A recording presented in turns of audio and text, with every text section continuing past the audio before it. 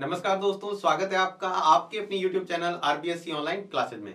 अपन बात कर रहे थे क्लास 10 की मैथ की एक्सरसाइज 7.2 के बारे में, जिसमें हमने इसका पहला भाग देख लिया था और साथ में पहले भाग में हमने इसका बेसिक देखा था। अगर आपने पीछे वाला वीडियो नहीं देखा है तो वो जरूर देखिएगा, क्योंकि अगर आप वो बेसिक समझ लेते हो तो ये प्रश्नावली आपके लिए बहुत ही आसान हो जाती है। और साथ में ही हमने कुछ स्टार्टिंग के इसके सवाल भी देख लिए थे, वो भी अगर आप अच्छी तरह देखना चाहते हैं, उसको बहुत ही आसान से तरीके से समझना चाहते हैं, तब भी आप पीछे वाला वीडियो जरूर देखें। आज अपन बात करेंगे इसके आगे के जो महत्वपूर्ण सवाल बचे हुए हैं उनके बारे में। कौन कौन से सवाल हैं देखते हैं। सबसे पहले आप सवाल को अच्छी तरह समझिएगा। अगर आप सवाल को अच्छी तरह समझ गए तो आपका सवाल का आधा प्रॉब्लम वहीं सॉल्व हो जाता है। तो चलिए देखते हैं इसका अगला सवाल कौन सा है। जो सवाल नंबर दिया हुआ है वो है नेक्स्ट 5 नंबर सवाल। 4 सवाल हम पीछे की एक्सरसाइज तक कर चुके हैं, पीछे के वीडियो तक कर चुके हैं। 5वां सवाल देखो क्या दिया हुआ है। वह अनुपात ज्ञात कीजिए जिसमें बिंदु ए 1-5 और बिंदु बी -4-5 को मिलाने वाला रेखाखंड एक्स एक्स से विभाजित होता है। इस विभाजन बिंदु के निर्देशांक भी ज्ञात कीजिए। इसको आपको निर्देशांक ज्ञात करने हैं और साथ में ही आपको क्या करना है, ये जो रेखाखंड है इसको ये एक्स एक्स पर विभाजित कर रहा है, तो आपको क्या करना है, उसका अनुपात भी बताना है। तो चलिए इस सवाल को सॉल्व करते हैं। हमने पीछे वाला जो सवाल किया था अनुपात वाला, बिल्कुल उसके जैसा है, लगभग उसके जैसा सवाल है। तो चलिए इसको देखते हैं। हम पहले इसको चित्र से समझते हैं ताकि आसानी से हमें इसके सवाल का मतलब समझ में आ जाए। ये हमारा बिंदु है ए, जिसके निर्देशांक आपको दे रखे हैं 1 और -5, और बिंदु बी जो दे रखा है वो है -4 और 5। ये हमें निर्देशांक दे रखे हैं। अब बात क्या कही हुई है, बात इसने ये कही कि इसको मिलाने वाला जो रेखाखंड है वो एक्स एक्स पर विभाजित कर रहा है। यानी ये जो बिंदु हम बात करेंगे, ये जो बिंदु P है इसको बीच में से विभाजित कर रहा है, ये एक्स अक्ष पर है, एक्स अक्ष पर है। एक्स अक्ष पर कोई बिंदु होता है तो वहां पर क्या होता है, y का मान क्या होता है, 0। एक्स का मान तो होगा लेकिन y की जगह क्या होगा, 0। अब हमें क्या करना है, यहां पर अनुपात नहीं दे रखा, तो हम क्या करेंगे, इस m1 और m2 का अनुपात निकालना है आपको। सवाल देखो हमें क्या करना है, क्या आप इसमें x का सूत्र लगा सकते हैं, y का भी लगा सकते हैं, लेकिन हमें मान किसका दे रखा है, ये हमारा होता है x का मान और ये y का मान हमें दे रखा है, तो y वाला सूत्र लगाएंगे। इससे हमारा m1 m2 का मान आ जाएगा। चलिए हम देख लेते हैं। सबसे पहले माना बिंदु P के निर्देशांक,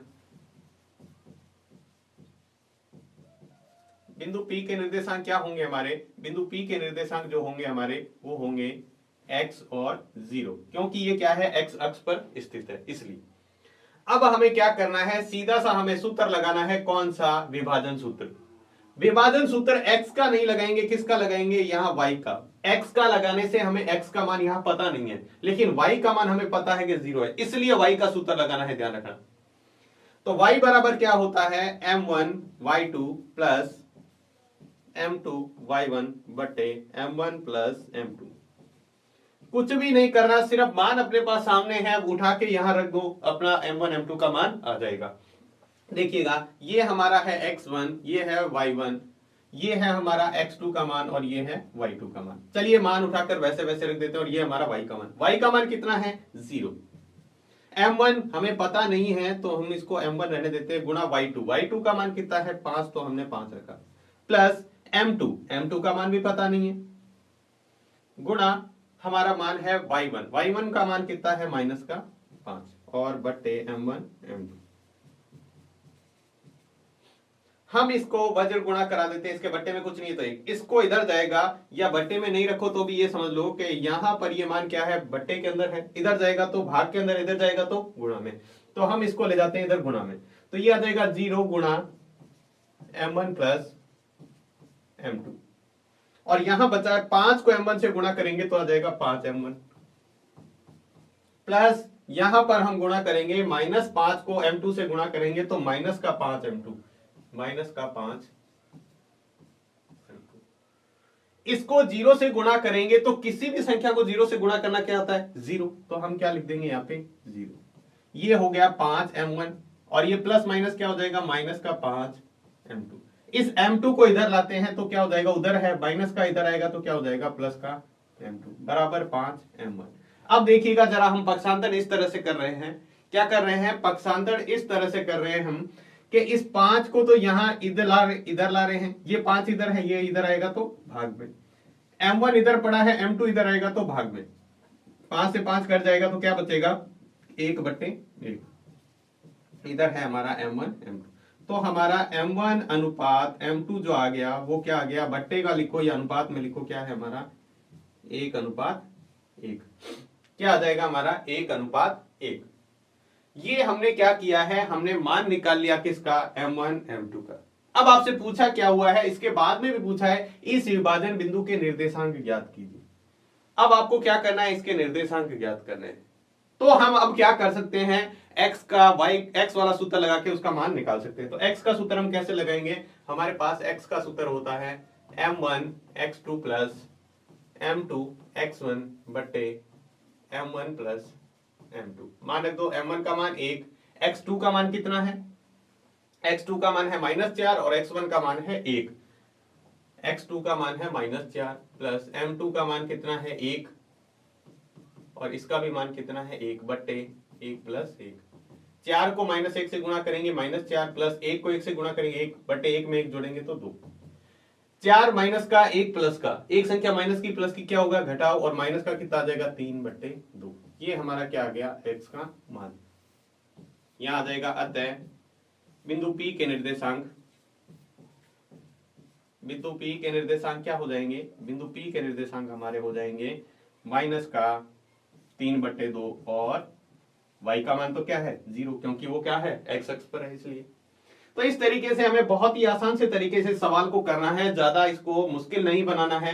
सिर्फ आप इस चित्र को अच्छी तरह बनाना सीख गए इस 5.2 प्रश्नावली में, तो आपके सारे सवाल बहुत ही आसान से तरीके से हल हो जाते हैं।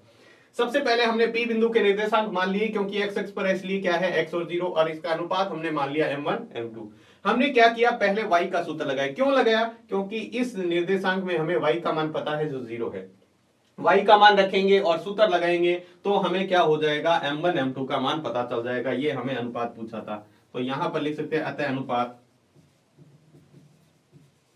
अनुपात क्या आ जाएगा, अनुपात आ जाएगा 1:1, यानी 1:1 में वो क्या कर रहा है, विभाजित कर रहा है। फिर हमें क्या कर रहा है, उसने x का मान पूछा है तो x वाला सूत्र लगा के हमने क्या कर लिया, ये हमने x का सूत्र लगाया और इसका मान भी निकाल लिया। तो ये इस आसान से तरीके से आप इस सवाल को कर सकते हैं। चलिए इसके बाद देखते हैं इसका छठा सवाल। छठे सवाल में क्या दिया हुआ है, पहले सवाल को अच्छी तरह समझिएगा फिर अपन इसको आसानी से हल करेंगे। यदि बिंदु 1 2 4 y x 6 और 3 5 इस क्रम में लेने पर एक समांतर चतुर्भुज के शीर्ष हो तो x और y का मान, किसके शीर्ष हैं, समांतर चतुर्भुज के।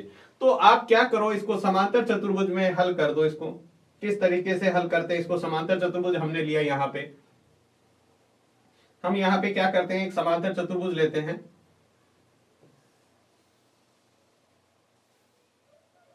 यहां पे एक समांतर चतुर्भुज इस तरह से लेते हैं।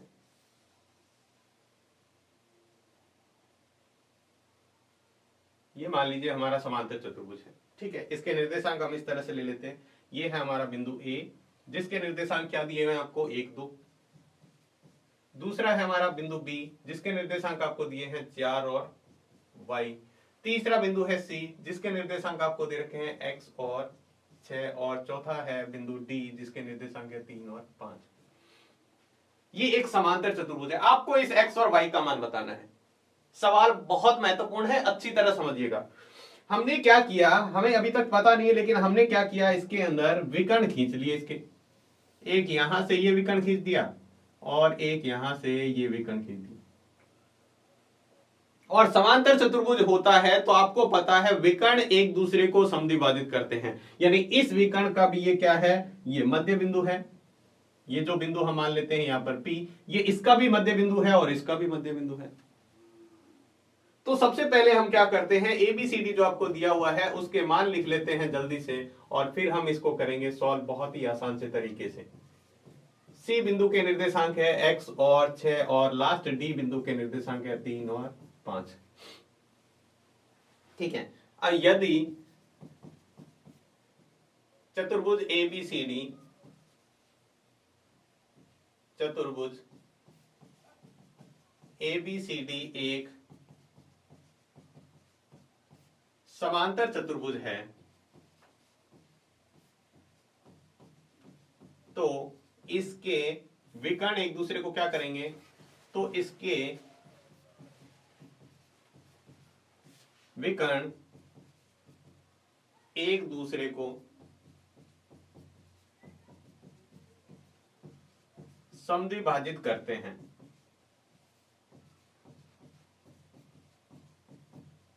क्या करते हैं, समद्विभाजित। तो हमने पहले लिया तो P A B का मध्य बिंदु है। क्या है, मध्य बिंदु है।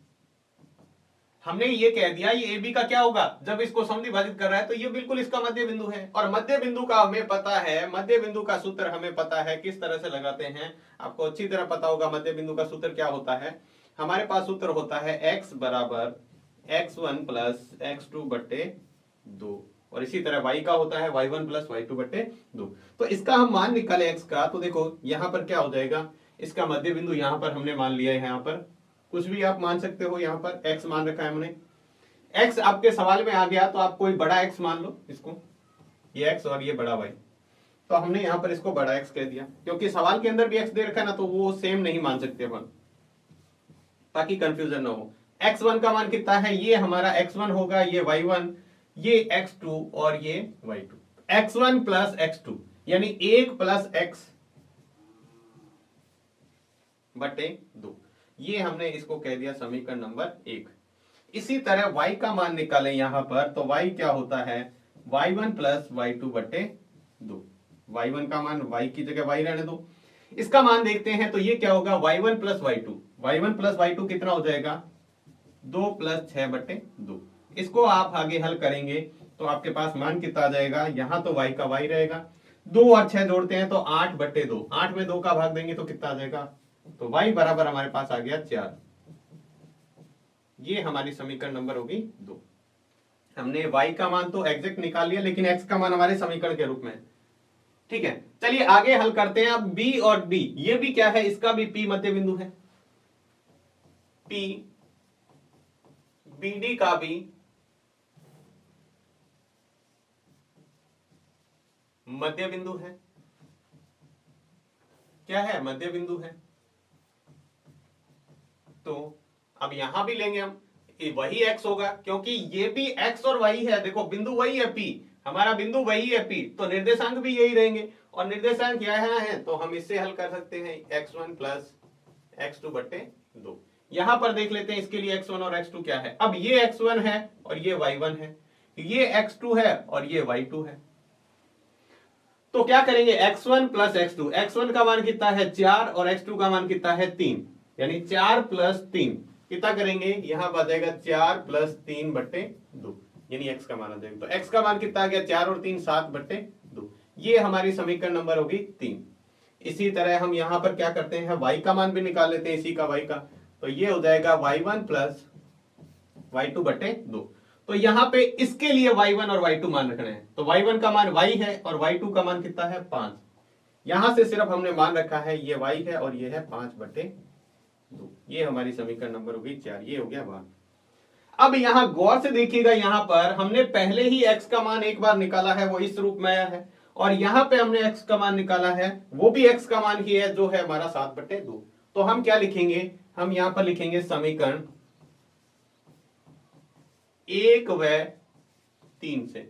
1 व 3 से क्या है, इधर वाली साइड बराबर है, तो इधर वाली साइड भी क्या होगी, बराबर। तो हमने यहां पर निकाला था, ये भी देखो इधर की साइड x है, उसमें भी x है, तो ये क्या हो जाएगा 1 प्लस x बटे 2,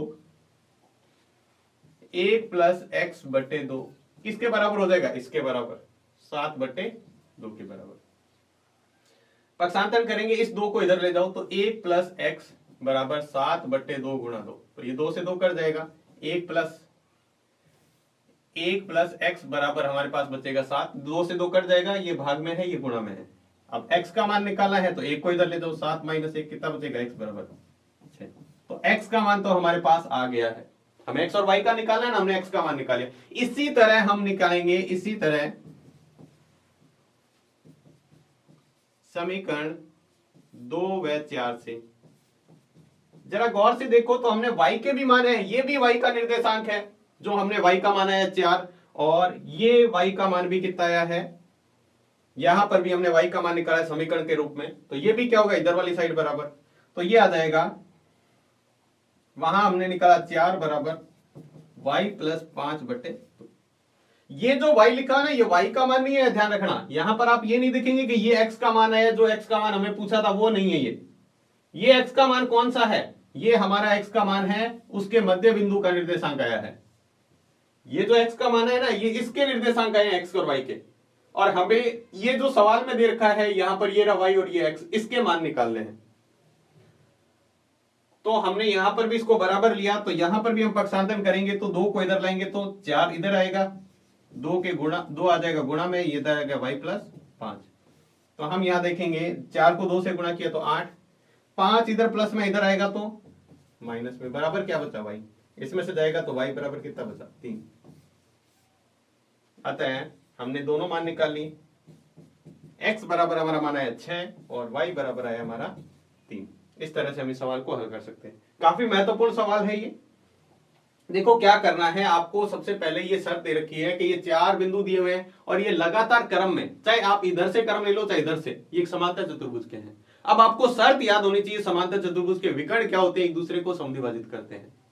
तो हम वो शर्त लगाकर क्या करेंगे, इसके निर्देशांक निकालेंगे। हमें पहले मध्य बिंदु के निर्देशांक निकलेंगे, और मध्य बिंदु इस विकर्ण का भी ये मध्य बिंदु है और इसका भी मध्य बिंदु है, जिससे हम क्या करेंगे, इसको दोनों को बराबर रखेंगे, इस x को उस समीकरण के बराबर और y को समीकरण के बराबर, तो हमारे x और y के मान आ जाएंगे जो पूछे हुए। इसको सवाल को आप अच्छी तरह कीजिएगा, सवाल को बहुत अच्छी तरह वीडियो खत्म होने के बाद आप प्रैक्टिस करके जरूर देखेंगे, ताकि आपको इसमें कोई भी गलती ना हो।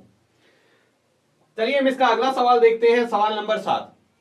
बहुत महत्वपूर्ण सवाल है, इसको अच्छी तरह देखिएगा, सवाल को अच्छी तरह समझिएगा।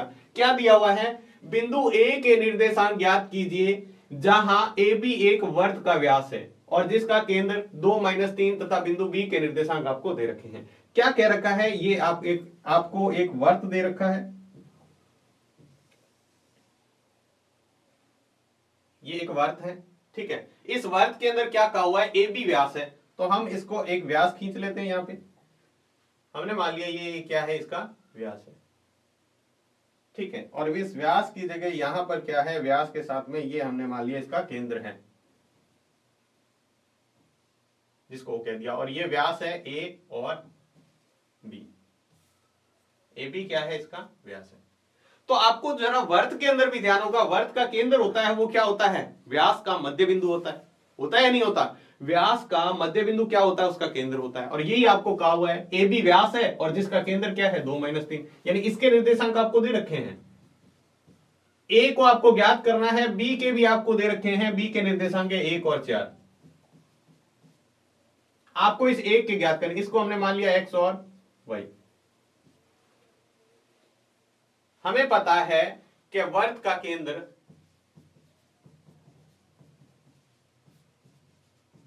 व्यास का मध्य बिंदु होता है।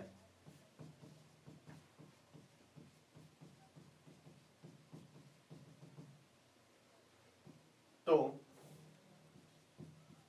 हम क्या करेंगे, यहां पर निकालेंगे हमारा जो सूत्र होता है, इसको हमने मान लिया x1 y1 मान लो आप, ताकि सूत्र में कोई कंफ्यूजन ना रहे। x बराबर होता है x1 plus x2/2, x1 plus x2/2। ये हमारा x1 है, x1 की जगह तो हम x1 ही रखेंगे, प्लस x2 की जगह कौन सा है, ये हमारा x1 y1। ध्यान रखेंगे, सवाल को लिखेंगे अच्छी तरह, x2 y2 है ये।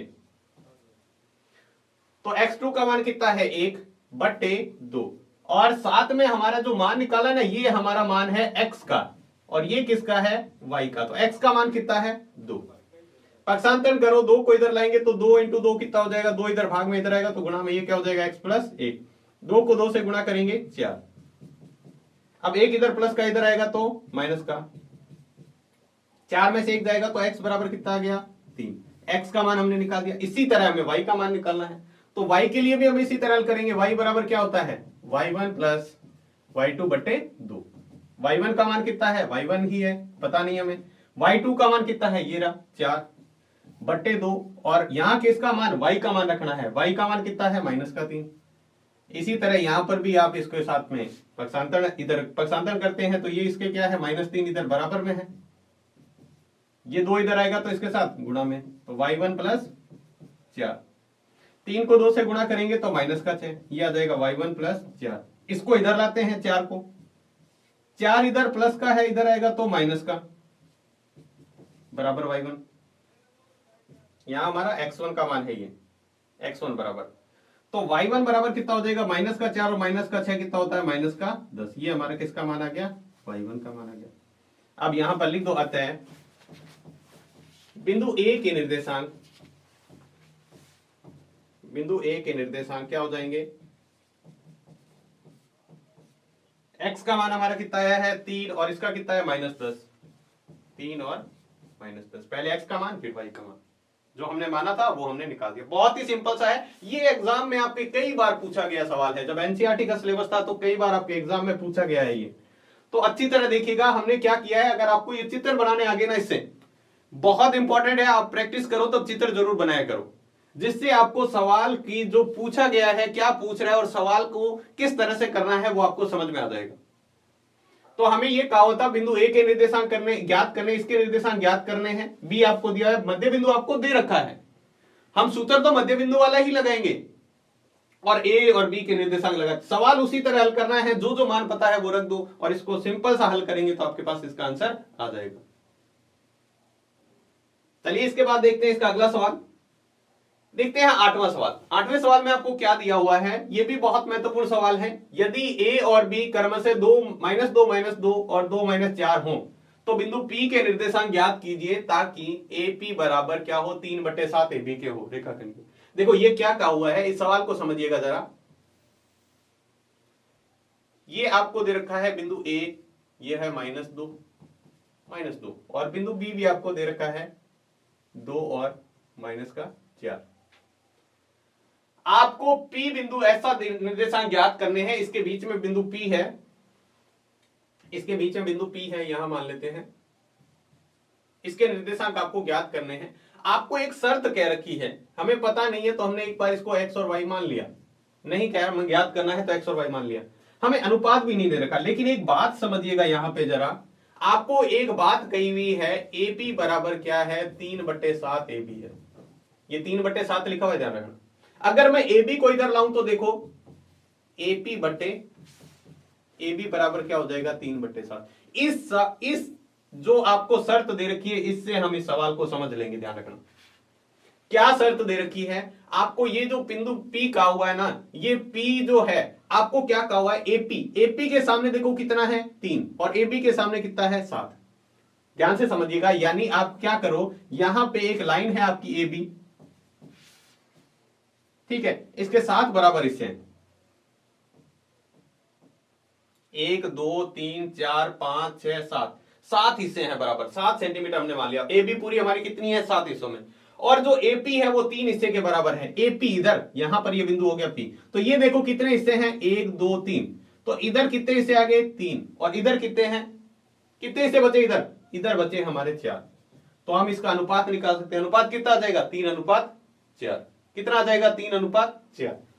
तो हमने क्या किया, यहां से सिंपल सा मान निकाल लिया। तो हम क्या कर सकते हैं, अगर ये मान है हमारे पास तो हम क्या कर सकते हैं, एपी का मान हमें पता है, एबी का मान हमें पता है, तो अनुपात क्या हो जाएगा, इसका अनुपात हमारा हो जाएगा 3/4। कैसे निकाला, अभी हमने देखा था इस तरह से, ठीक है। दूसरा तरीका आप है इसको सॉल्व करके भी निकाल सकते हो, क्योंकि एबी बराबर क्या है, एबी बराबर होता है एपी प्लस पीबी। AB का मान है 7, AP का मान है 3 और PB का मान हम निकाल लेंगे। तो PB का मान निकालने के लिए 3 को इधर लाओ, तो ये आ जाएगा PB। PB का मान 4 में से जाएगा तो PB बराबर कितना आ गया, ये आ गया 4। AP का मान यहां से यहां तक 3 है और PB का मान कितना है 4। हमने ये सिर्फ अनुपात निकाल लिया। अब हमें सवाल में क्या पूछा है, सवाल में पूछा था बिंदु P के निर्देशांक बताने हैं, तो बहुत ही आसान सा, अब x और y वाला सूत्र लगाओ, आप इसको आसानी से ज्ञात कर पाओगे। तो सबसे पहले हम क्या करते हैं, x का सूत्र लगाते हैं बिंदु P के लिए। तो x बराबर क्या होता है, m1 x2 plus m2 x1 बटे m1 प्लस m2। मान रख दो, m1 का मान कितना है 3 गुणा x2 का मान, ये हमारा x1 है, ये y1 है, ये हमारा x2 है, ये y2 है। तो x2 का मान कितना है 2 प्लस m2 का मान कितना है 4, m2 का मान कितना है 4 गुणा x1 का मान कितना है माइनस का 2 और m1 m2 3 प्लस 4। कुछ नहीं किया है, सिर्फ सवाल में जो मान दे रखे हैं हमने उठा के यहाँ पे रखे हैं। हम इसको सिंपल सॉल्व कर ले। 3 को 2 से गुणा किया 6, 4 को माइनस 2 से गुणा करेंगे तो कितना आ जाएगा माइनस का 8 बटे 3 और 4 कितने हो गए 7, ये हो जाएगा 6 प्लस माइनस हो जाएगा माइनस बटे 7। तो ये कितना आ जाएगा x का मान, 6 में से 8 नहीं जाएगा, 8 में से 6 घटाएंगे तो माइनस 2 बटे 7। सिंपल सा सवाल, बिल्कुल हमने x का मान निकाल लिया। अभी x के मान से नहीं होगा, हमें x और y दोनों के निकालने हैं, पूरे निर्देशांक निकालने, तो y का सूत्र भी लगाएंगे। तो y बराबर होता है m1y2 प्लस m2y1 बटे m1 प्लस m2। सीधा सा मान रखो और निकाल लो।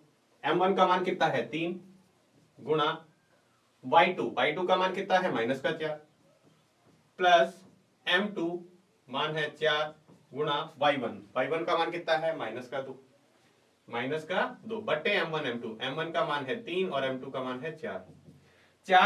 3 को माइनस 4 से गुणा करेंगे कितना आ जाएगा माइनस का 12 प्लस 4 को माइनस 2 से गुणा करेंगे तो माइनस का 8 बट्टे कितना आ जाएगा 7।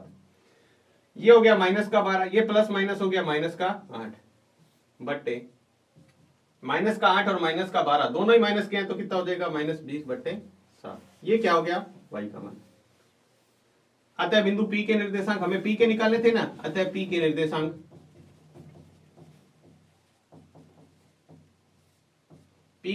क्या गए, x का मान पहले लिखते हैं माइनस 2 बट्टे 7 और y का मान बाद में माइनस 20 बट्टे 7। तो ये क्या हो गया इसके निर्देशांक। तो इस तरीके से आपको सवाल हल करना, बहुत ही आसान सा सवाल था लेकिन बहुत महत्वपूर्ण सवाल है ये। इस प्रश्नावली का अब तक का पूछा जाए तो सबसे महत्वपूर्ण सवाल है बड़े सवाल में जो आपका नंबर आने वाला है। क्यों, बस ये इसलिए सिर्फ इतनी सी शर्त के कारण ये बहुत महत्वपूर्ण सवाल हो गया। और ये आपको अगर सॉल्व कर लिया, जैसे मैंने 2 तरीके आपको बताए हैं, चाहे आप लाइन बना के बना लो, पूरी एबी लाइन मान लो 7 भाग के बराबर है, तो एपी अगर 3 भाग है तो ये पीछे कितना बचेगा 4 भाग, क्योंकि टोटल कितने भाग के बराबर है 7 भाग के। चाहे आप इस तरीके से निकाल लो, चाहे आप चित्र बना के निकाल लो, चाहे इस तरीके से निकाल लो, आप इस सवाल को आसानी से कर पाएंगे। तो आपने फिर क्या करना है, फिर तो हमें बहुत ही आसान से सिर्फ 2 सूत्र लगाने हैं। हमने दोनों ही सूत्र सीख रखे हैं, वैसे तो एक ही सूत्र है लेकिन हम इसको दोनों को अलग अलग निकाल लेते हैं ताकि हमें सवाल करने में कोई दिक्कत ना आए। तो ये दोनों सूत्र लगाकर हम क्या कर सकते हैं, हम दोनों ही x और y का मान निकाल सकते हैं जो निर्देशांक हमारे p के हो जाएंगे। तो ये था हमारा इसका 8वां सवाल। देखते हैं इसका अगला 9वां सवाल क्या है। 9वां सवाल हम कर चुके हैं, बिल्कुल प्रश्नावली के स्टार्टिंग में हमने किया था। दूसरा सवाल है वैसा ही है,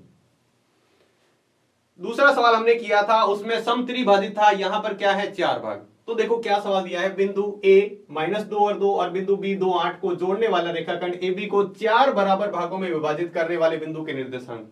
तो हम बिल्कुल आसान से चित्र बना लेते हैं। अब आपको समझ में आ गया होगा कि ये चित्र हम इतनी सी लाइन बना के इतना सा चित्र क्यों बनाते हैं। इससे सवाल करने में बहुत आसानी होती है और सवाल समझने में भी। अब देखो A बिंदु दे रखा है, इसके निर्देशांक है -2 और 2, -2 और 2, और बिंदु B के निर्देशांक आपको दे रखे हैं वो है 2 और 8, 2 और 8। ठीक है, चलिए हम इसको सॉल्व करते हैं। 2 और 8 आपको कहा है 4 बराबर भाग बांटते हैं, तो हम इसको 4 बराबर भागों में बांट देते हैं। कितने भागों में, 4 में। तो ये बिंदु पहला हो गया, ये बिंदु दूसरा हो गया, ये हमारा पहला बिंदु, ये हमारा दूसरा बिंदु, ये हमारा तीसरा बिंदु। 4 बराबर भाग हो गए। ये हमारा P बिंदु हो गया, ये Q हो गया, ये R हो गया। ये 4 बराबर भाग हो गए, पहला भाग, दूसरा भाग, तीसरा भाग, चौथा भाग। हमें इसके निर्देशांक नहीं पता है, इसको मैंने मान लिया बड़ा X1 बड़ा Y1, इसको मान लिया मैंने बड़ा X2 Y2, और फिर इसको मान लिया बड़ा X3 Y3। छोटा नहीं माना है, छोटा हम सूत्र में काम में लेंगे। अब देखो यहां पर आपको अनुपात निकालने हैं। क्या निकालने हैं, पहले अनुपात। अब बहुत ही आसान सा तरीका मैंने आपको बता रखा है, उस तरीके से आप सॉल्व करेंगे तो आसानी से सबके अनुपात दिखेंगे। बताओ इस बिंदु के निर्देशांक क्या होंगे, इस बिंदु के अनुपात क्या होंगे। इससे इधर कितने भाग है, 1 भाग है, तो इससे इधर 1 हो गया। इधर कितने भाग हैं, 1 2 3 भाग हैं, तो ये इसका अनुपात आ गया। क्यू के बताओ, इधर कितने भाग है, क्यू से इधर 2 भाग है, क्यू से इधर कितने भाग है, इधर भी 2 है, तो 2:2। 2:2 को हम क्या कहते हैं, 1:1 भी कहते हैं, या इसका मध्य बिंदु भी कहते हैं। इधर देखो आर का निकालेंगे तो आर से इधर कितने भाग हैं, 3 भाग है, और आर से इधर कितना है, 1 भाग है। ये आ गए हमारे निर्देशांक। अब आपको यहां इसके लिए सूत्र लगाना है, इसके लिए लगाना है, और इसके लिए निकालना है, तीनों के लिए निकालना है, और आपका सवाल हो जाएगा। देखो हम इसको आसान से तरीके से हल करते हैं। देखो सब में क्या रहेगा, x1 और y1 ये रहेगा, x2 और y2 ये रहेगा। सूत्र के लिए सब में ये रहेगा, बस m1 m2 के मान चेंज होते जाएंगे। चलिए हम पहले निकालते हैं बिंदु P के लिए।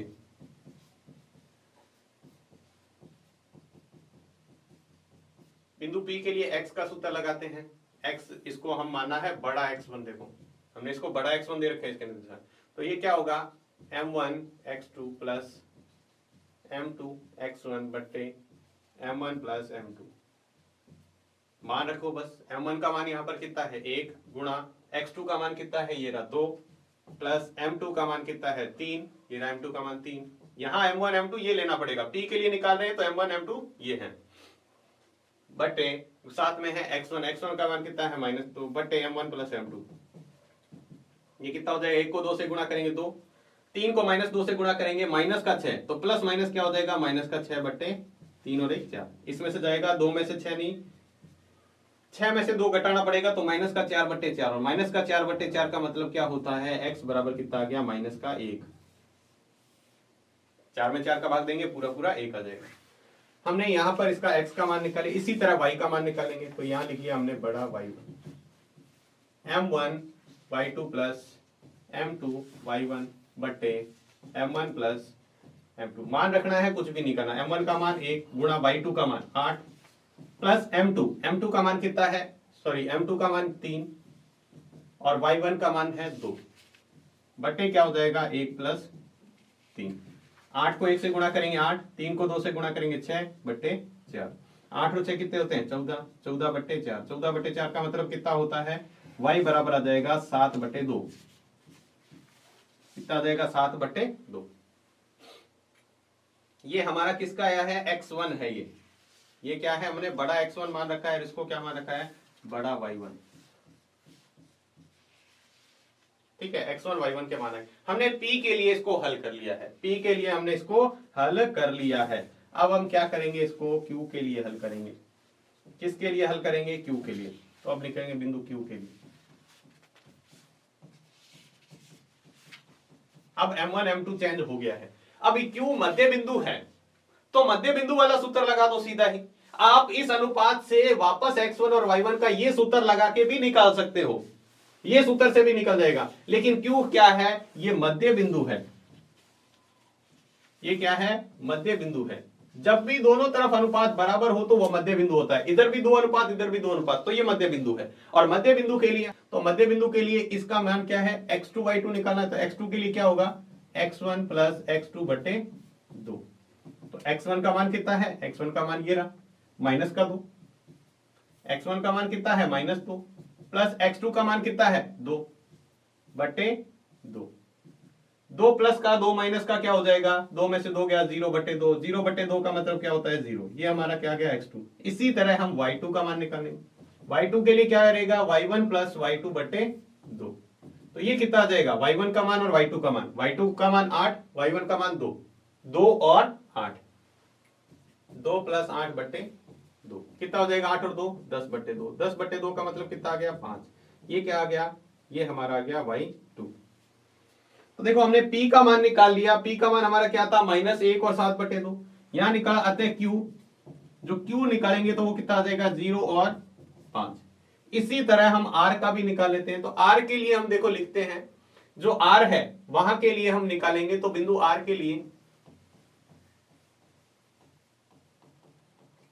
r के लिए हमारा जो अनुपात रहेगा ना, वो क्या रहेगा, 3:1। क्योंकि इधर कितने भी भाग हैं, 3 और इधर 1। देख लीजिएगा, ये इधर 3 भाग हैं और इधर 1 भाग। इसके लिए हम सूत्र लगाएंगे x3। क्या हो जाएगा, m1 x2 plus m2 x1 बटे m1 प्लस m2। m1 का मान कितना है 3 गुणा x2 और x1, x2 का मान 2, x1 का मान -1, x2 का मान 2 प्लस m2 1 और ये मान -2 बट्टे m1 प्लस m2। हल करो, 3 को 2 से गुणा करेंगे 6, 1 को -2 से गुणा करेंगे -2 बट्टे 4, 6 प्लस -2 बट्टे 4 यानी कितना आ जाएगा 4 बट्टे 4, 6 में से 2 जाएगा 4 बट्टे 4, 4 बट्टे 4 का मतलब क्या हो गया 1, यानी 4 में 4 का भाग देंगे तो x3 बराबर क्या आ गया 1। इसी तरह y3 का मान निकालो, m1 x2 सॉरी y का मान निकाला तो m1 y2 plus m2 y1 बट्टे m1 प्लस m2। मान रख दो, m1 का मान कितना है 3 गुणा y2 और y1, y2 का मान 8, y1 का मान 2, y2 का मान रखना है 8 प्लस y1 का मान कितना है 2 बट्टे m1 प्लस m2। 8 को 3 से गुणा करेंगे 24 प्लस 2 को 1 से करेंगे 2 बट्टे 4, 24 और 2 कितने हो गए 26 बट्टे 4, 26 बट्टे 2 का 4 का मतलब कितना हो गया 13 बट्टे 2। ये किसका मान है y3 का मान। तो हमने जो मान निकाला है r के बिंदु क्या हो गए, r के बिंदु हो गए 1 और 13 बट्टे 2, 1 और 13 बट्टे 2। तो हमने जो बिंदु निकाले ना, अतः बिंदु P के निर्देशांक, Q के निर्देशांक, R के निर्देशांक, R के निर्देशांक तो ये रहे, R के निर्देशांक तो 1 और कितना है 13 बट्टे 2। P के देख लेते हैं, P और Q के, -1 और 7 बट्टे 2 और 0 और 5, -1 7 बट्टे 2 ये है 0 और 5। तो तीनों जो बिंदु थे 4 बराबर भागों में बांटने के लिए 3 बिंदु जो बीच में आ रहे थे उसके निर्देशांक इस प्रकार हम ज्ञात कर सकते हैं। देखो सवाल बहुत ही आसान सा था, हमें क्या करना है उसी तरह हमें क्या करना है, बस ये सूत्र काम में लेना है। पहले हमें क्या करना है, इसके अनुपात आपको जो मैंने तरीका बता रखा है उस तरीके से आप निकाल लोगे तो सभी में यही सूत्र लगाना है। बस x1 और y1 के लिए अनुपात चयन होता रहेगा m1 m2, बाकी मान ये x1 y1 यही रहेगा, x2 y2 यही रहेगा। पहले इसके लिए निकालेंगे, फिर इसके लिए और फिर इसके लिए। ये हम मध्य बिंदु से भी हल कर सकते हैं और ये वाले तरीके से भी इसको हल कर सकते हैं। तो इस तरीके से आप इस सवाल को आसानी से कर सकते हैं और ये हम इसका आंसर निकाल सकते हैं। चलिए हम देखते हैं इसका अगला सवाल। हमारा जो सवाल नंबर है 10वां अंतिम सवाल है उसको देखते हैं। बहुत महत्वपूर्ण सवाल है, ये भी अच्छी तरह समझिएगा। क्या दिया हुआ है, एक समचतुर्भुज का क्षेत्रफल ज्ञात कीजिए जिसके शीर्ष क्रम से 3 0 4 5 -1 4 और -2 -1 दिया हुआ है। इसको हम करेंगे बहुत ही आसान से तरीके से। पहले हमें पता होना चाहिए समचतुर्भुज क्या होता है। समचतुर्भुज हमारे दिमाग में जो इमेज आ रही है समचतुर्भुज क्या होता है उसी से हम हल करेंगे। तो चलिए हम पहले एक समचतुर्भुज का चित्र बना लेते हैं और फिर इसको हल करते हैं।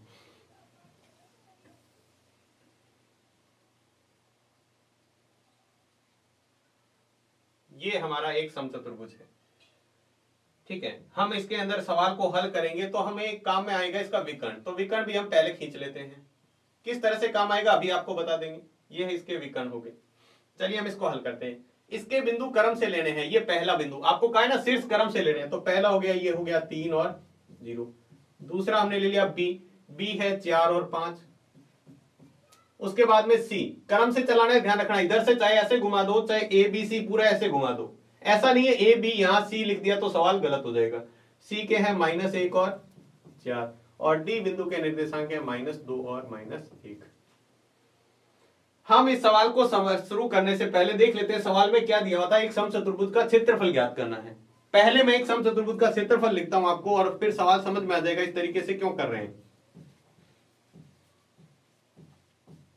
समचतुर्भुज का क्षेत्रफल क्या सूत्र होता है जरा याद कीजिएगा। समचतुर्भुज का एक सूत्र ये होता है 1/2 इंटू विकर्णों का गुणनफल, विकर्णों की गुणा या विकर्णों का गुणनफल। अगर दोनों विकर्णों का गुणनफल करें और उसको 1/2 से गुणा कर दे तब भी हम क्षेत्रफल निकाल सकते हैं। तो हम क्या करेंगे, हम विकर्णों की लंबाई निकाल लेते हैं। किस तरीके से, हमें पता है कि ये विकर्ण की लंबाई का सूत्र हम कैसे दूरी सूत्र से ज्ञात कर सकते हैं। तो दूरी सूत्र से पहले हम दूरी लगाते हैं किसमें, ए और सी में। तो ए बिंदु के निर्देशांक है 3 और 0 और सी बिंदु के निर्देशांक है -1 और 4। ये हमारा हो गया x1, ये हो गया y1, ये हमारा हो गया x2 और ये हो गया y2। हम पहले दूरी सूत्र लिखते हैं AC के लिए। क्या सूत्र होता है आपको अच्छी तरह याद होगा। सातवीं प्रश्नावली 7.1 हमने अच्छी तरह पढ़ा था। x2 माइनस x1 का whole square plus y2 minus y1 का होल स्क्वायर। क्या करना है, बस उठा के इसके अंदर मान रखना है। चलिए हम इसका मान रख लेते हैं और देखते हैं इसको सॉल्व करके क्या मान आता है। x2 माइनस x1, x2 का मान कितना है माइनस का 1 माइनस x1 3, तो हम क्या लिखेंगे x2 माइनस x1 के लिए माइनस 1 माइनस 3 का होल स्क्वायर प्लस ये हमारा मान रूट के अंदर तो चलेगा ही, ये x2 है, x2 का मान माइनस 1, इसमें से 3 को घटाना है तो हमने वही लिखा है। अब क्या करना है y2 माइनस y1, y2 का मान कितना है 4, इस 4 में से हम क्या करेंगे इस 0 को घटा देंगे, तो हम यह लिखेंगे 4 माइनस 0 और इसका क्या कर देंगे होल स्क्वायर। बस अब तो सॉल्व हो गया। माइनस 1 और माइनस 3 कितना होता है माइनस का 4, और 4 में से 0 जाते हैं तब कितना बचता है 4 इसका स्क्वायर। तो हम इसको हल करके देखें तो क्या आ जाएगा, 4 का स्क्वायर माइनस का होता है प्लस का कितना होता है 16, और इसका भी कितना होता है 16, जोड़ेंगे तो कितना हो जाएगा अंडरूट का 32। अंडरूट के 32 को हम इस तरीके से लिख सकते हैं, इसको थोड़ा सा और हल करें तो इसको हम लिख सकते हैं 16 गुना 2। क्यों लिखा है ऐसा, ताकि हम इसको आसान से तरीके से लिख सकें। 16 का अंडरूट कितना होता है 4, और 2 का वर्गमूल नहीं निकलता, इसलिए इसको अंडरूट के अंदर ही रखेंगे। ये हमने क्या किया, AC जो विकर्ण है उसकी दूरी निकाल ली, AC की लंबाई कितनी है वो हमने निकाल ली। इसी तरह हम क्या करेंगे BC के भी निकालेंगे, BD का। B के निर्देशांक है 4 और 5, और D के निर्देशांक है हमारे -2 और -1। अब ये x1 होगा, ये y1 होगा, ये x2 होगा और ये y2। चलिए हम दूरी सूत्र लगाते हैं B और D के बीच में। x2 माइनस x1, x2 का मान कितना है माइनस का 2, माइनस x1, ये x1 पहला मान माइनस का 4, बीच में माइनस कौन सा लगाया सूत्र वाला लगाया, ध्यान रखना, plus y2 minus y1, y2 का मान 1, इसमें से क्या करेंगे 5 को घटा देंगे इसका स्क्वायर, -2 और -4 कितने होते हैं माइनस का 6 इसका स्क्वायर, प्लस -1 और -5 ये कितने होते हैं, ये भी होते हैं हमारे कितना, ये भी होता है हमारा माइनस का 6 का स्क्वायर। दोनों ही हमारे क्या है माइनस के।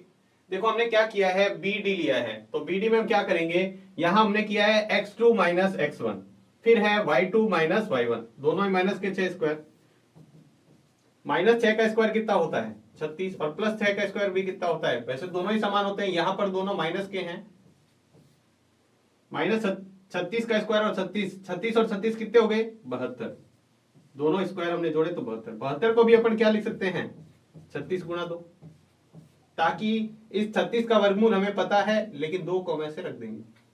दोनों विकर्णों की लंबाई हमारे पास आ चुकी है। अब हमें क्या करना है, हम समचतुर्भुज का क्षेत्रफल का सूत्र लगाएंगे। समचतुर्भुज का क्षेत्रफल, समचतुर्भुज का क्षेत्रफल क्या होता है 1/2 इंटू विकर्णों का गुणनफल, विकर्णों का गुणनफल या विकर्णों की गुणा। चलिए हम इसको हल करते हैं 1/2। पहला विकर्ण हमने कितना निकाला है, पहला विकर्ण का मान है हमारा 4√2, दूसरे विकर्ण का है 6√2, तो हमने यहाँ रखा पहले विकर्ण का 4√2, दूसरे विकर्ण का रखा हमने 6√2। हम 2 से इस 4 को काट सकते हैं 2 बार, ये बन गया 2√2 गुणा 6√2, 2 को 6 से गुणा करेंगे तो कितना आता है 12, √2 को √2 से गुणा करने पर, इस √2 को √2 से गुणा करते हैं तो क्या बनता है 2, 12 को 2 से गुणा कराते हैं तो 24। क्षेत्रफल है इसलिए आएगा वर्ग, और कोई मात्रक नहीं दे रखा है, सेंटीमीटर में है, मीटर में है या मिलीमीटर में है, तो हम क्या करेंगे यहाँ लिख देंगे मात्रक ही, क्योंकि हमें इसका मात्रक पता नहीं है। तो सेंटीमीटर में है तो सेंटीमीटर में वर्ग सेंटीमीटर आ जाएगा, मीटर में है तो वर्ग मीटर, किलोमीटर में है तो वर्ग किलोमीटर। तो इस तरीके से हम इसका अंतिम सवाल बहुत ही आसान से तरीके से कर सकते हैं। तो देखिएगा जरा ध्यान से कि हमने क्या किया है, यहाँ पे एक समचतुर्भुज हमें क्या रखा था, हमने समचतुर्भुज बनाया, और इसको आसान से तरीके से हल करने के लिए हमने क्या किया, इसके विकर्ण निकाले और विकर्णों को बीच में दूरी सूत्र लगाकर दोनों विकर्णों की लंबाई निकाल ली। और हमें पता है समचतुर्भुज के क्षेत्रफल का सूत्र क्या होता है, विकर्णों का गुणनफल इंटू 1/2, 1/2 इंटू विकर्णों का गुणनफल। दोनों विकर्णों को यह गुणा में रखा और हमारे पास क्या आ जाएगा, इसका आंसर आ जाएगा। तो ये थी पूरी आपकी 7.2 प्रश्नावली, बहुत ही आसान से तरीके से आपको समझ में आ गई होगी। फिर भी अगर आपको कोई डाउट हो तो आप कमेंट बॉक्स में लिखकर भेज सकते हैं, पूरे आपके जो डाउट हैं उसको सॉल्व करने की पूरी कोशिश की जाएगी। और आपको करना क्या है, अभी इस सवालों को वापस कॉपी में करके जरूर देखना है, ताकि आप इसको अगर अभी सॉल्व करके देख लोगे तो आप इसको लंबे समय तक याद रख पाओगे। और ध्यान रखिएगा, एक बात हमेशा ध्यान रखिएगा इस प्रश्नावली में, ये जो मैंने चित्र बना के इस सवाल को सॉल्व किया है, आप भी इस तरीके से सॉल्व करेंगे तो आप इस सवालों को कभी भी नहीं भूलेंगे। एग्जाम में चाहे किसी भी तरह का इस तरह का सवाल आ जाए, आप उसको चित्र से आसानी से समझ पाएंगे और फिर उसको आसानी से सॉल्व कर पाएंगे। तो ये थी पूरी 7.2 प्रश्नावली। नेक्स्ट वीडियो में अपन बात करेंगे 7.3 प्रश्नावली भी बहुत ही आसान से तरीके से। तो आज का वीडियो आपको कैसा लगा कमेंट में लिखकर जरूर बताना है। अगर आपको वीडियो अच्छा लगा है तो इसको लाइक जरूर करें। मिलते हैं नेक्स्ट वीडियो में नई प्रश्नावली के साथ, तब तक के लिए धन्यवाद।